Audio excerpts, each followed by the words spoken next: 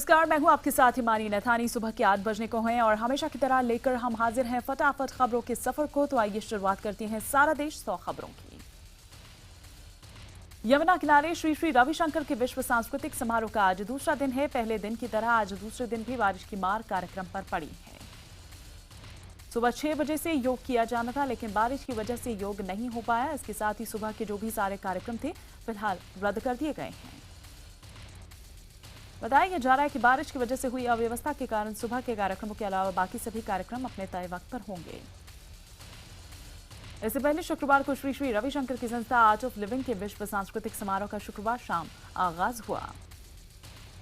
कार्यक्रम की शुरुआत में बारिश के साथ ओले भी गिरे, लेकिन बाद में मौसम सुहाना हो गया। आर्ट ऑफ लिविंग के 35 साल पूरा होने पर यह कार्यक्रम आयोजित किया जा रहा है। विश्व सांस्कृतिक मेले की शुरुआत नादस्वरम से की गई। इसमें 40 संगीतकारों ने अपने हुनर के जादू से लोगों के दिलों को जीत लिया। सबसे पहले संगीतकारों ने महाराष्ट्र के ढांगरी ढोल का प्रदर्शन किया। ये पूरा यमुना किनारा महाराष्ट्र के इन कलाकारों की ढोल की थाप पर झूमता नजर आया। इसके बाद महाराष्ट्र के ही कलाकारों ने मृदंगम की थाप पर लोगों को झूमने पर मजबूर कर दिया। इस दौरान कार्यक्रम में बच्चे बड़े समेत सभी लोग मृदंगम का आनंद लेते नजर आए। विविधता में एकता का यह आयोजन 3 दिनों तक चलेगा। इस दौरान 155 देशों से करीब 35 लाख लोग यहां आएंगे। श्री श्री के इस भव्य कार्यक्रम में प्रधानमंत्री मोदी भी शामिल हुए। स्वागत के बाद पीएम मोदी और श्री श्री ने दीप जलाकर कार्यक्रम का औपचारिक उद्घाटन किया। कार्यक्रम में अन्य देशों के मेहमानों का भी स्वागत किया गया। नेपाल के उप प्रधानमंत्री कमल थापा समेत कई गणमान्य लोगों ने हिस्सा लिया। इसके बाद वेदों के मंत्रों के उच्चारण से पूरा कार्यक्रम स्थल गूंज गया। यमुना किनारे 1050 विद्वानों ने विश्व शांति एवं पर्यावरण से जुड़े वेद मंत्रों का पाठ किया। पीले कपड़े पहनकर जब विद्वानों ने मंत्रों का उच्चारण किया तो वहां मौजूद लोग भी अपने आप को रोक नहीं पाए और उनके सुर में सुर मिलाने की कोशिश की। वैदिक मंत्रोच्चारण के बाद ग्रैमी अवार्ड के लिए नॉमिनी रह चुकी चंद्रिका टंडन ने अपने ग्रुप के साथ संगीतमय कार्यक्रम पेश किया। इस दौरान चंद्रिका ने मंगल वंदन प्रस्तुत किया। मंगल वंदन के ठीक बाद पूरा परिसर बिरजू महाराज के शिष्यों के कथक नृत्य से झूम उठा। इस दौरान महिलाओं ने कथक नृत्य की रोमांचित कर देने वाली भाव भंगिमाओं से लोगों का दिल जीता। कथक के बाद आर्ट ऑफ लिविंग के ऑर्केस्ट्रा ग्रुप ने भी अपनी धुनों से सभी का दिल जीत लिया। 850 कलाकारों ने अपनी धुनों से ऐसा समा बांधा कि लोग मंत्रमुग्ध हो गए। आर्ट ऑफ लिविंग के ऑर्केस्ट्रा परफॉर्मेंस के दौरान प्रधानमंत्री मोदी और श्री श्री रविशंकर भी संगीत का आनंद लेते नजर आए। वीणा, तबला और बांसुरी के सुरों ने ऐसा समा बांधा कि सुनने वाले अपनी सुध बुध खो गए थे। अभी लोग ऑर्केस्ट्रा के खुमार से बाहर निकल ही पाते कि डांसर्स ने भरतनाट्यम की शानदार प्रस्तुति देकर समा बांध दिया। संगीत के खुमारे के बीच श्री श्री मंच पर आए और कार्यक्रम के आयोजन का उद्देश्य बताया। उन्होंने कहा कि पूरा विश्व मेरा परिवार है और मैंने उस परिवार को एक मंच पर लाने की कोशिश की। इसके बाद अर्जेंटीना के कलाकार पेट्रीना सोसा ने अपने गाने से लातिन संस्कृति की झलकियां पेश की। इस दौरान 500 कलाकारों ने सुर से सुर मिलाकर पूरे माहौल को संगीतमय कर दिया। इसके बाद गायक शालिनी और श्रीनिवास ने श्री श्री रविशंकर के लिखे गीत भगवान नशा को जब लोगों के सामने प्रस्तुत किया तो लोग भावुक हो उठे। इसके बाद यूरोप के 200 कलाकारों ने होरो नृत्य पेश किया। इसके जरिए यूरोप की सांस्कृतिक झलकियां जो है वो दुनिया के सामने दिखाई गई। के बाद बारी आई बुल्गारिया के पारंपरिक नृत्य की, जिसमें कलाकार एक दूसरे का हाथ पकड़कर गोला बनाते हैं और अपनी भावनाओं को व्यक्त करते हैं। इस मौके पर प्रधानमंत्री नरेंद्र मोदी ने कहा कि तन को झूमने पर मजबूर कर देने वाले संगीत तो बहुत होते हैं, लेकिन मन को नाचने पर मजबूर कर देने वाले संगीत केवल हिंदुस्तान में है। इसके बाद केरल के कलाकारों ने मोहिनीअट्टम नृत्य पेश किया। केरल की संस्कृति की झलक दिखाने के लिए 1300 कलाकारों ने इस नृत्य को पेश किया। केरल के कलाकारों ने मोहिनीअट्टम नृत्य और कथकली नृत्य से ऐसा समा बांधा कि लोग उन पर से अपनी नजर तक नहीं हटा पाए।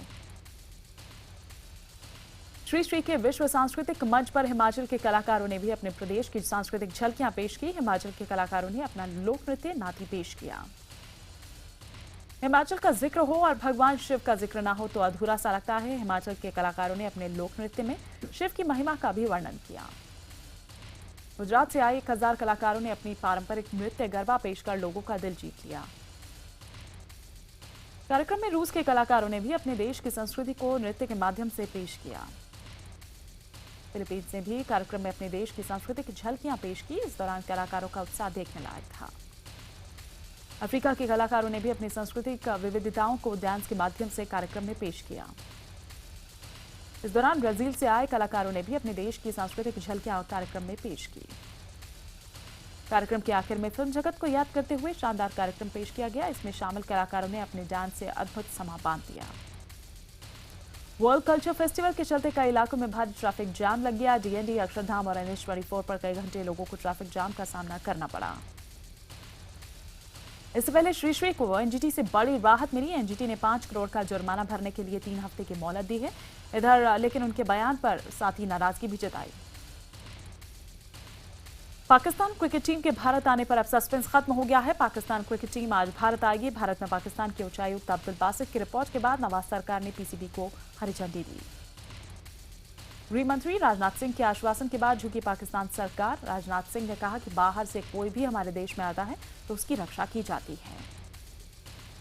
भारत पाकिस्तान भिड़ंत 19 मार्च को कोलकाता की ईडन गार्डन्स में खेली जाएगी। इधर पहले ये मुकाबला धर्मशाला में होना था, लेकिन सुरक्षा संबंधी मुश्किलों के चलते अब ये मैच कोलकाता में होगा।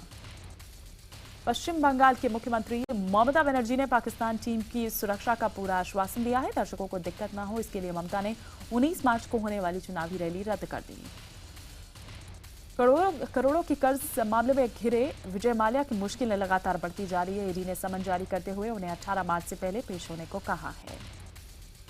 IBN 7 को मिली जानकारी के मुताबिक सीबीआई ने 23 नवंबर 2015 को माल्या के खिलाफ जारी लुकआउट नोटिस में बदलाव किया था। 16 जनवरी को जारी नोटिस के मुताबिक माल्या को एयरपोर्ट पर हिरासत में लेने की बात थी, लेकिन 23 नवंबर को इसमें बदलाव कर इसे सिर्फ मूवमेंट के मॉनिटरिंग तक सीमित कर दिया गया। खास बात यह है कि इसी दिन माल्या लंदन से भारत आ रहे थे। कांग्रेस ने पूछा कि डिटेंशन नोटिस क्यों बदला गया और क्या सरकार की मिलीभगत से विजय माल्या देश से फरार हुए हैं। उधर सरकार ने कहा कि वो इस मामले को दूसरा क्वार्टरली केस नहीं बनने देगी। साथ ही माल्या की राज्यसभा सदस्यता के मामले को भी एथिक्स कमेटी के पास भेज दिया गया है। वहीं नेशनल कॉन्फ्रेंस के नेता फारूक अब्दुल्ला ने माल्या को जेंटलमैन बताते हुए उम्मीद जताई कि वो देश लौट आएंगे। हजारों करोड़ के डिफॉल्टर विजय माल्या को लेकर शुक्रवार को भी संसद के भीतर और बाहर हंगामा होता रहा। कांग्रेस, बीएसपी समेत दूसरे विपक्षी दलों ने माल्या के देश छोड़ने के मुद्दे पर सरकार पर हमला बोला। वहीं सरकार की सहयोगी शिवसेना ने अपने मुखपत्र सामना में सवाल पूछा है कि सरकार दाऊद को पाकिस्तान लाने की बात करती है, लेकिन वो एक सफेदपोश आर्थिक आतंकी के देश छोड़ने पर खामोश क्यों है। राजस्थान के नागौर में आरएसएस की 3 दिवसीय प्रतिनिधि सभा में उठा जेएनयू नारेबाजी कांड का मामला। भैयाजी जोशी बोले, यूनिवर्सिटी कैंपस बने देश विरोधी गतिविधियों का अड्डा। मंदिरों में महिलाओं के प्रवेश मुद्दे पर भैयाजी जोशी ने कहा कि कुछ जगहों पर कुछ गलत परंपराओं के चलते महिलाओं पर पाबंदी लगाई गई है। इस मानसिकता में बदलाव के लिए चर्चा जरूरी है। प्रधानमंत्री नरेंद्र मोदी आज पटना हाईकोर्ट में शताब्दी समारोह में शामिल होंगे। इसके साथ ही हाजीपुर में रेल और सड़क परियोजना का भी उद्घाटन करेंगे। आधार कार्ड को कानूनी दर्जा देने का रास्ता साफ हो गया है। विपक्ष के भारी विरोध के बावजूद आधार बिल लोकसभा में पास हो गया है। रेल मंत्रालय ने क्लीन माई कोच अभियान की शुरुआत की। अब चलती ट्रेन में 5888 पर SMS भेजकर कोई भी अपने डिब्बे की सफाई करा सकेगा। पश्चिम बंगाल के मुख्यमंत्री ममता बनर्जी ने 5 भाषाओं में जारी किया टीएमसी का चुनावी घोषणा पत्र। कृषि और उद्योगों के विकास पर दिया गया है जोर। फैजाबाद के गुमनामी बाबा का राज जल्द सुलझने की उम्मीद। उनसे जुड़े 32 बक्सों में से 30 के सामानों की हुई जांच। विदेशी ट्रांजिस्टर, टाइपराइटर, दूरबीन और पूर्व सरसंघचालक गोलवर्कर की चिट्ठी भी मिली। डांस बार को पूरी तरह बंद करने के लिए महाराष्ट्र सरकार नया कानून लाएगी। मुख्यमंत्री देवेंद्र फडणवीस ने विधान परिषद में कहा कि इसको लेकर एक कमेटी ड्राफ्ट की स्टडी करेगी। फडणवीस ने कहा कि अगर डांस बार को बंद करवाना है तो कानून का जवाब कानून से देना होगा। इस मुद्दे पर भावुक होकर काम नहीं चलने वाला। महाराष्ट्र में ऑटो परमिट वालों को मिलेगी पूरी सुरक्षा। राज ठाकरे की धमकी पर बोले सीएम फडणवीस, सियासी जमीन तलाश रहे नेताओं को भावना दे मीडिया। बीजेपी उत्तर भारतीय मोर्चा के अध्यक्ष मोहित कंबोज ने राज ठाकरे को धमकी भरा खत लिखा है। उनका कहना है कि अगर एक भी उत्तर भारतीय को नुकसान पहुंचा तो राज ठाकरे को निजी तौर पर नुकसान उठाना पड़ेगा। सांसद पप्पू यादव ने भी राज ठाकरे पर जमकर निशाना साधा। पप्पू यादव ने कहा कि राज ठाकरे कायर और गीदड़ हैं। वो जब अपनी मान से बाहर आएंगे तब उन्हें शेर का पता चलेगा। सुप्रीम कोर्ट ने उस याचिका को खारिज कर दिया है जिसमें ईश्वर जहां केस में पुलिस वालों के खिलाफ केस वापस लेने की अपील की गई थी। सुप्रीम कोर्ट ने कहा कि अभी केस चलता रहेगा। बता दें कि गुजरात पुलिस ने इशरत को आतंकी बताते हुए एनकाउंटर किया था। महाराष्ट्र के बीच से बीजेपी विधायक भीमराव धोंडे राज्य से बीफ बिक्री पर लगी पाबंदी को हटाने की मांग करते नजर आ रहे हैं। उन्होंने ये मांग विधानसभा में उठाई। धोंडे का यह कहना है कि बीफ बैन की वजह से किसान अपने गाय बैल नहीं बेच पा रहे, उनकी हालत बेहद खराब है। एयर इंडिया की दिल्ली से कोच्चि जाने वाली फ्लाइट में क्रू मेंबर्स के बीच झगड़े का मामला सामने आया है। एयर इंडिया ने झगड़ा करने वाले दोनों क्रू मेंबर्स को सस्पेंड कर दिया है और मामले की जांच की जा रही है। इसी फ्लाइट से सीपीएम नेता प्रकाश करात को भी जाना था, लेकिन झगड़े की वजह से हुई 2 घंटे की देरी के चलते वो फ्लाइट से उतर गए। जेएनयू छात्र संघ के अध्यक्ष कन्हैया कुमार को डिबेट के लिए चुनौती देने वाले लुधियाना की 10वीं की छात्रा जानवी को धमकियां मिल रही हैं। आरोप है कि उन्हें सोशल मीडिया के जरिए धमकी मिली। बता दें कि हाल ही में जानवी ने कन्हैया की आलोचना की थी और कन्हैया की ओर से पीएम पर की गई टिप्पणी पर भी सवाल उठाए थे। जम्मू कश्मीर के श्रीनगर में सेना ने आतंकियों की एक बड़ी साजिश को नाकाम कर दिया। संदिग्ध आतंकियों ने श्रीनगर बारामूला हाईवे पर बारूदी सुरंग बनाई थी ताकि सुरक्षा बलों के काफिले को निशाना बना सकें, लेकिन सेना की एक रोड ओपनिंग पार्टी ने खोजी कुत्तों के जरिए इस बारूदी सुरंग का पता लगा लिया और फिर इसे नाकाम कर दिया। फिलहाल पूरे इलाके में सर्च ऑपरेशन किया जा रहा है। राजस्थान के सूरतगढ़ में किसानों ने अपनी मांगों को लेकर जमकर विरोध किया। इस दौरान पुलिस ने किसानों पर लाठीचार्ज किया। किसानों ने भी बदले में पुलिस पर पथराव किया। किसान सिंगरासर माइनर नहर के निर्माण को लेकर पिछले 8 दिनों से आंदोलन कर रहे थे। भोपाल में एक लड़की सभी के लिए मिसाल बन गई। दरअसल 9 साल की बच्ची लाइब्रेरी चलाती है, साथ ही वो गरीब बच्चों को पढ़ाती भी है। यूपी के बाराबंकी में पतंग के मांझे में उलझने से एक 5 साल की बच्ची की मौत हो गई। बच्चा अपने पिता के साथ बाइक पर जा रहा था। यूपी के कौशाम्बी में कुत्तों की शादी धूमधाम से कराई गई। शगुनी नाम के कुतिया से शादी कराई गई। इस दौरान गाजे के साथ डीजे पर बाराती खूब नाचे और जमकर दावत भी उड़ाई। कश्मीर के ऊपरी इलाकों में जमकर बर्फबारी हुई। फिर पंजाब में 10 इंच तक बर्फबारी दर्ज की गई, जिसके चलते मैदानी इलाकों में भी तापमान में गिरावट आई है। उधमपुर में भारी बारिश और लैंडस्लाइड के चलते जम्मू श्रीनगर हाईवे को बंद करना पड़ा, जिसके चलते सड़क के दोनों तरफ गाड़ियों की लंबी कतारें लग गई।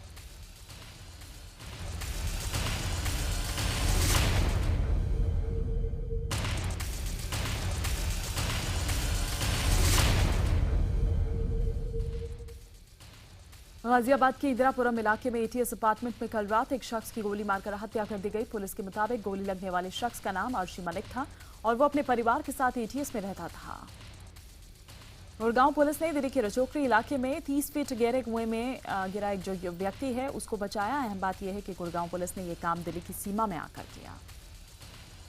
गाजियाबाद में दिन दहाड़े 2 बाइक सवार बदमाशों ने कैश वैन के ड्राइवर को गोली मार दी। बदमाश वैन में रखे 2 लाख रुपए लूटने आए थे, लेकिन कोशिश में नाकाम रहे। ये पूरी घटना सीसीटीवी में कैद हो गई। फुटेज में 3 बदमाश बाइक पर आते दिखे और फिर भाग निकले। बदमाशों के हाथ में हथियार भी नजर आए। यूपी के फिरोजाबाद में शुक्रवार रात दर्दनाक सड़क हादसे में 8 लोगों की मौत हो गई। एक ट्रक सड़क किनारे खड़े बारातियों पर चढ़ गया, जिसमें 15 घायल हो गए। फिरोजाबाद में एक शादी समारोह के दौरान कुछ बाराती सड़क किनारे खड़े थे जब एक बाइक सवार को बचाने के चक्कर में ट्रक अनियंत्रित हो गया। गुजरात के मेहसाणा में महज 2 रुपये के लिए हुए विवाद के बाद कुछ लोगों ने एक होटल में जमकर तोड़फोड़ की। यह वारदात मेहसाणा अहमदाबाद हाईवे पर हुई।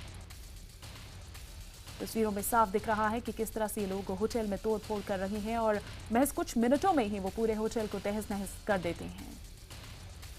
यूपी के झांसी में बुधवार को बीच बाजार छेड़खानी करने वाला सिपाही गिरफ्तार कर लिया गया है। सिपाही राजेश कुमार ने सरेआम एक लड़की का हाथ पकड़ लिया था और उसके अपहरण की कोशिश की थी। यूपी के रायबरेली में बदमाशों ने मानसिक रूप से पीड़ित महिला के साथ बलात्कार की वारदात को अंजाम दे डाला। मामला रायबरेली के खीरो इलाके का है। पीड़ित परिवार के मुताबिक उनकी लड़की रात में किसी काम से चौराहे गई थी, तभी घर लौटते वक्त कुछ बदमाशों ने उसको उठा लिया और उसके साथ बलात्कार किया। मेरठ में दहेज की मांग करने पर एक लड़की ने बारात वापस लौटा दी। शादी से इनकार के बाद पुलिस मौके पर पहुंची और लड़के पक्ष को थाने ले गई। मध्य प्रदेश के धार में एक लड़की के साथ गैंगरेप का मामला सामने आया है। पुलिस ने पीड़िता के बयान के आधार पर 8 लोगों के खिलाफ मामला दर्ज कर लिया है।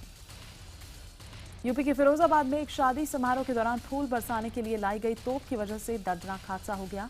बताया जा रहा है कि तोप से जो गोला निकला वो एक बच्चे को जा लगा, जिससे उसकी मौत हो गई। इस हादसे में 3 लोग घायल भी हुए हैं। वहीं इस हादसे के बाद गुस्साए बारातियों ने बैंड बाजे वाले की पिटाई कर दी। लंबे समय से ब्रेक लेने के बाद हनी सिंह बड़े पर्दे पर दमदार वापसी कर रहे हैं। 6 मई को रिलीज होने वाली पंजाबी फिल्म जोरावर में हनी सिंह सिंगिंग के साथ साथ अभिनय करते हुए भी नजर आएंगे। फिल्म निर्देशक अली अब्बास जाफर ने कोरियोग्राफर फिल्मकार फराह खान के साथ फिल्म सुल्तान के दूसरे गाने की शूटिंग पूरी कर ली है। इस गाने में सलमान के साथ पहली बार अनुष्का शर्मा स्क्रीन पर नजर आएंगे। इन दिनों प्रियंका चोपड़ा अपनी आने वाली हॉलीवुड फिल्म बेवॉच को लेकर काफी बिजी हैं। हाल ही में फिल्म में मुख्य भूमिका निभाने वाले ड्वाइन जॉनसन ने बेवॉच की पूरी स्टारकास्ट के साथ एक खास फोटो इंस्टाग्राम पर पोस्ट की। फिल्म कपूर एंड सन्स का नया गाना लेट्स नाचो रिलीज किया गया है। गाने को 2 ही दिन में 16 लाख से ज्यादा लोगों ने देखा। फिल्म में सिद्धार्थ कपूर, आलिया भट्ट और फवाद खान लीड रोल में नजर आएंगे। इनके ग्वांजांग सूबे में 5वीं मंजिल से गिरे एक बच्चे को लोगों ने बचा लिया। बच्चा खेलते खेलते बालकनी में आ गया था और वहां से नीचे गिर गया। ब्राजील की साओ पाउलो में बाढ़ ने जमकर कोहराम मचा रखा है। बाढ़ की चपेट में आने से अब तक 16 से ज्यादा लोगों की मौत की खबर है। आईसिस के खिलाफ चल रहे कई देशों के संयुक्त ऑपरेशन में कुछ दस्तावेज हाथ लगे हैं। इन दस्तावेजों में उन आतंकियों के नाम हैं जो आईएस के लिए काम करते हैं। उत्तर पूर्वी लेबनान के रास बालबेक में हुए संघर्ष के दौरान एक लेबनानी सैनिक समेत आईएस के 4 आतंकियों की मौत हो गई। दरअसल लेबनानी सेना ने आईएस के ठिकानों पर धावा बोल दिया। इस दौरान कुछ सैन्य उपकरणों और वाहनों को भी नुकसान पहुंचा। अमेरिका के लॉस एंजलिस में महिलाओं के बीच हुआ छोटा सा विवाद देखते ही देखते इतना बड़ा हो गया कि कई महिलाएं आपस में भिड़ गई। नशे में चूर कुछ महिलाएं बहुत तेज आवाज में म्यूजिक सुन रही थी, जिससे कुछ और महिलाएं भड़क गईं।